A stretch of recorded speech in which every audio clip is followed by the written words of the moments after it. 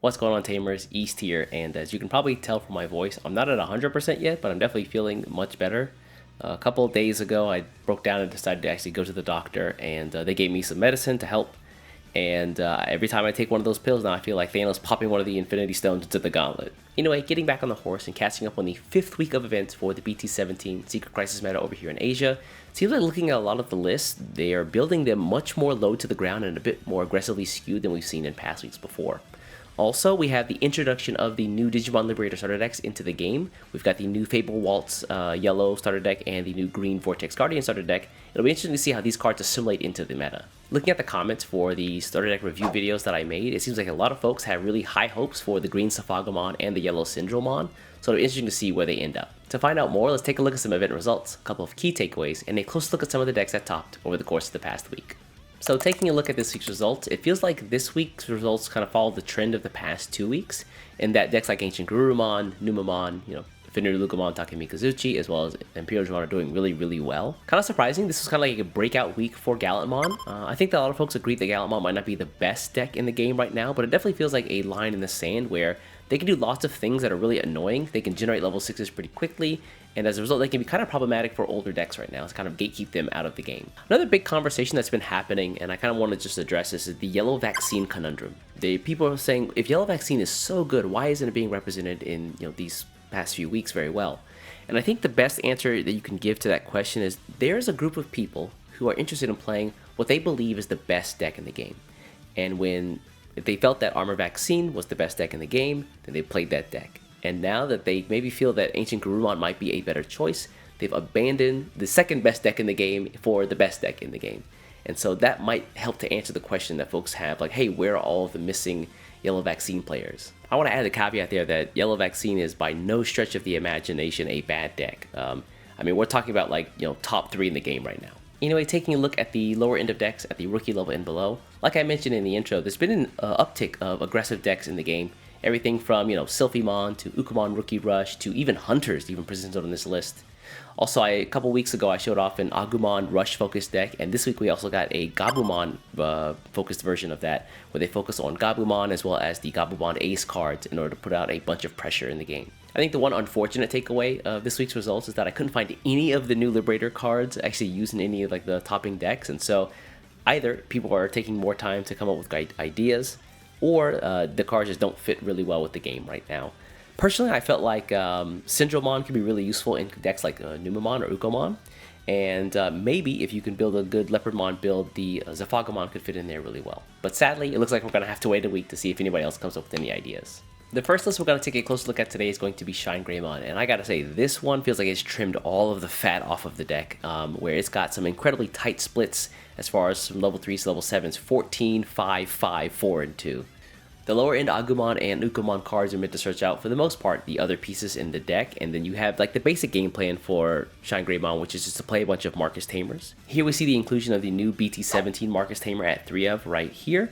And whenever you drop him, he's going to let one of your Marcus Tamers become a Digimon with 3k DP and has blocker until the end of your opponent's turn. And then additionally, whenever he himself suspends, you can gain 1 memory and then give something plus 3k on the board. With the couple copies of Blinding Ray that you see in the deck, he can be really useful in getting that 1 extra swing you might need to win the game. Speaking of extra swings, we also see the 2 copies of the Red Scramble right here, which is pretty much a target for the BT13 Agumon, allowing you to take one of your Marcus Tamers and just make it a Digimon for its main effect, which again gives you another swing to close out the game. So all this aggression on top of the already highly aggressive game plan of Shine Greymon, being able to just eat through security in a single turn, just going up the chain to your level 6 and level 7, is pretty powerful. As a final note here, none of the actual level 4s and above are any of the new cards at all, and so if you have just the Shine Greymon deck laying around, adding in a couple new Tamers and maybe a Nukomon or 2 in the Red Scramble might be enough to just buff the deck up to current standards. The next deck we're going to look at is going to be like the Shine Greymon list we just looked at. It doesn't have a lot of new cards, but does have a really solid game plan, and that is going to be Silphymon. The lower end search cards are the Promo Hawkmon, Protomon here, or Salamon in English I believe it is, the Biomon, as well as the ever-present 2 copies of Ukamon in pretty much every deck are meant to search out the pieces that you need. And it feels like the crux of the deck is actually the Dinobeemon here, where he can set up for some pretty nasty plays, letting you get that free level 5 trade onto the board. You have a lot of different routes you can go to handle a myriad of situations. You can go the value or resource oriented route using the Harpymon here to either recover security or gain memory. More offensively, you have the Lynxmon here who can use raid to attack Digimon who are unsuspended. But I think the true intended target of the Dinobeemon effect is definitely the Silphymon here, where it just sets up for a really powerful play where you get the Dinobeemon down, you play the Silphymon in return, and then you end your turn by going into the Magnamon X antibody off of the Silphymon. This way you've got a huge wall on the field, as well as the potential ace in the Valkyrymon ace that can go off of the Dinobeemon here. The one copy of the BT17 Agunimon might seem like a really odd choice considering there are cheaper hybrids out there, but he's not solely meant to just be a hybrid. I think of this as kind of a last desperation play to go from one of your tamers into a red-purple Digimon who fits the Dinobeemon colors here, where the normal red Digimon might not, if you don't have the right pieces on board.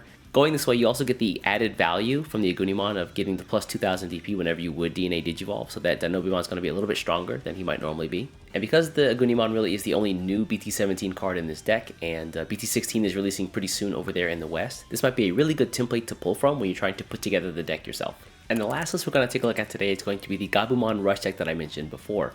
Now this one focuses on the Gabumon here and the Ukomon cards for some really aggressive gameplay at the very start of the game, and then your level 6s and level 7s in the Gabumons and the Metal Garurumon here that can digivolve off of a level 3 to make some really big powerful plays to swing twice or even 3 times in the case to close out the game. The starter deck Garurumon, which you see here, which is purple but can digivolve off of any Gabumon named card for cost 2, is really useful if he's checked in security to either get a Tamer or a Gabumon down for another swing next turn, or if you want to have the potential where Garurumon ace play in your back pocket, you can end the turn by just digivolving one of your Gabumon into him. You'll notice that the Gabumon cards themselves don't really search out much at all. The BT15 Gabumon you see there does allow you to draw a card if you have a Mat Tamer on board, which I think is a pretty low threshold for the deck, which is nice for just more resource. But more importantly, I think the ability to give itself or another Digimon blocker is really powerful, especially when you have the ace up your sleeve, where you can keep a Digimon on board if your opponent doesn't get rid of it, and you have a potential blocker there from the Gabumon, and then you can go into the ace, bounce something, and then still have a blocker to save yourself to win the game later on. Outside of that though, if you're looking for search, you're going to be relying mostly on the Ukomon cards here, as well as the Mat Tamer and the blue memory boost. Additionally, I love the 2 copies of the blue Foxfire option card here as a really unique form of non-destructive removal in order to bounce cards to hands to bypass deletion effects. So if you're looking to get some mileage out of the Gabumon cards from BT15, maybe consider adding in a couple of Ukomon as well as the ace cards to get some fast wins. Alright Tamers, so with that, we're going to wrap up the 5th week of results for the BT15 Secret Crisis meta over here in Asia. Perfect timing too, because it feels like my voice is about to give out at pretty much any moment here. A couple of bits and pieces before I get out of here though. If you haven't seen my casual style video where I talk about what I think makes the strongest decks in the Digimon card game right now, definitely give that a watch, and I'd love to know your feedback in the comments for that video. Additionally, I want to give a big shout out and a big thank you to all of my official YouTube channel members. I really do appreciate your support every single month, and right now I'm brainstorming ideas so that I can give you folks more value in addition to the early access to all my videos you currently have.